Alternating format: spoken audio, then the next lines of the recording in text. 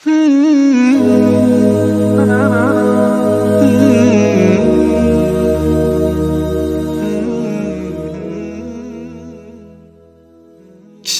masxara qilish. Masxara kishilarni zangliq qilish, ularni ko'ngil ichib va kulki paydo qilish temasiga aylantirib elish deganlik bo'lib, Allohning va insonlarning nazarida eng qabih adabsizlikdir.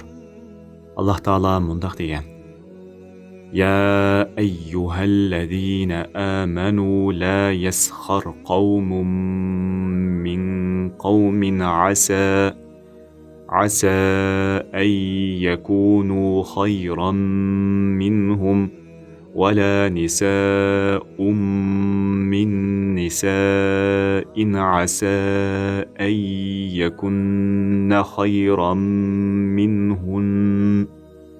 Yani ey iman etqanlar, bir qavm yana bir qavmni masxara qilmasin.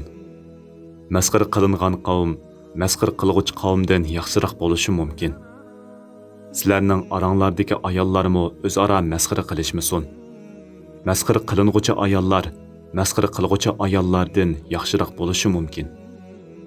Kishilarni masxira qilish kofirlarning qiliqi bo'lib, Alloh taolo kofirlarni so'kib mundaq degan: Innallazina ajramu kanu minallazina amanu yadhhakun وَإِذَا مَرُّوا بِهِمْ يَتَغَامَزُونَ.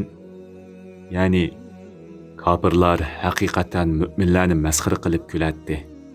Müminlar ularning oldidan o'tganda ular o'zaro ko'z qisishatdi.